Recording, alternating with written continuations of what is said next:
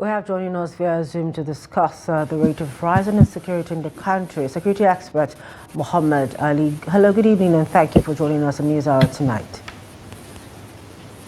Good evening, and thank you for having me.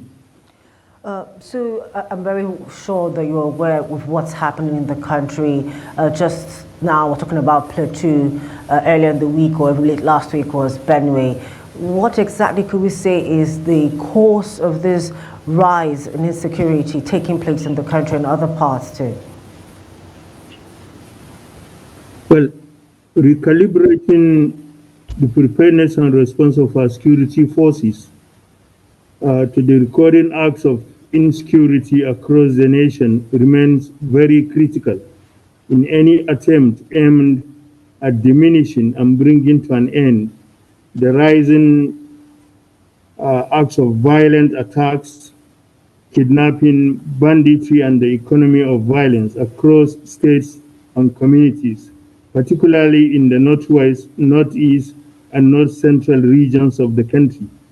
Government needs to do something, and quickly too, because the bandits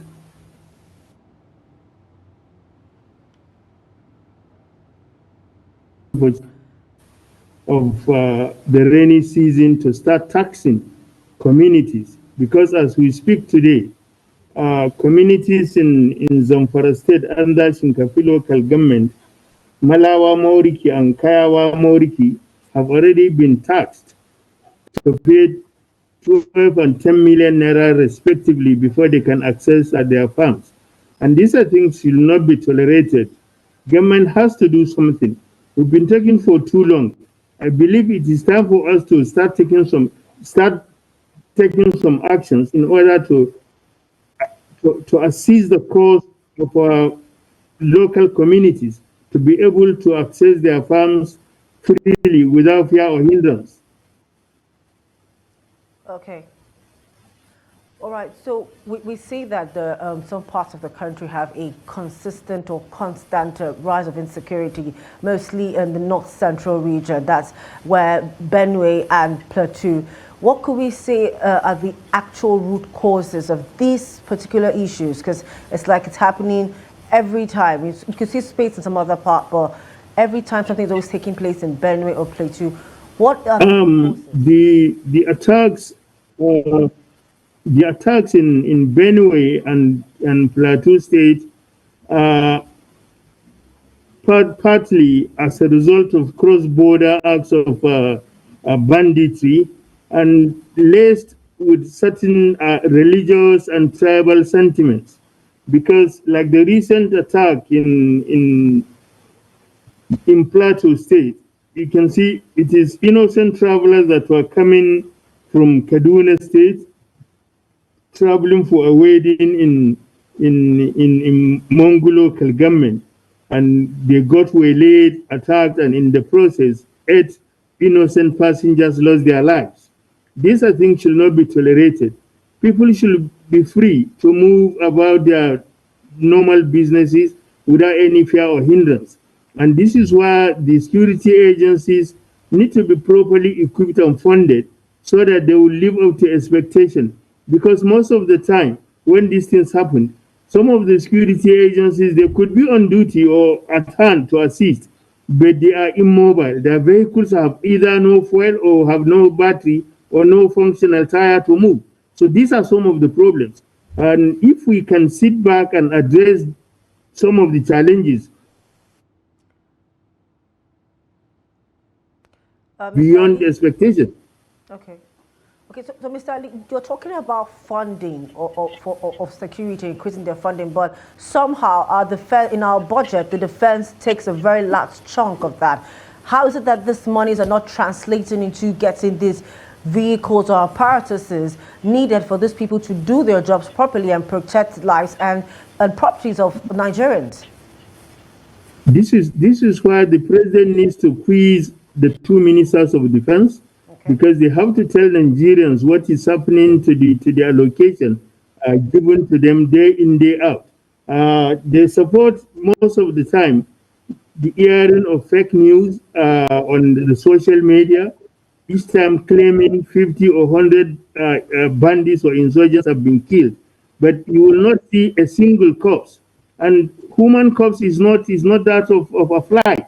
Even if it is two people that are killed, at least we should be able to see the sign of that. So this is something that needs to be done. And on the other side, the Police Service Commission need to also be quizzed. They need to tell us what is happening to the millions being budgeted for police operations year in, year out. Yet the police will be complaining of lack of vehicles, lack of equipment, and lack of mobility. Okay. So the president needs to question the ministers and the Police Service Commission. Okay. So, Mr. Ali, some people have the notion that some of this rise in insecurity is political, as the elections are coming. Do you share that perspective with them? Certainly, yes. There are political to most of the problems we're having, particularly in Zamfara and Sokoto states, because just day before yesterday, Zamfara, Sokoto, and Katsina State. Day before yesterday, nine women were abducted in Runka village under Safana local government. And by the time you look deep down, you discover that certain members of either the Senate or the National or the House of Reps are the ones that are sponsoring and bringing in vigilante from Borno State to come and operate in Katsina, Zamfara, or Sokoto State. This should not be allowed. This must not be allowed. It is not the work of a senator, a sitting senator, or a member of the House of Reps to bring in what I may regard as intruders from other states to come and do his bidding in his own state. Okay, this should not be tolerated.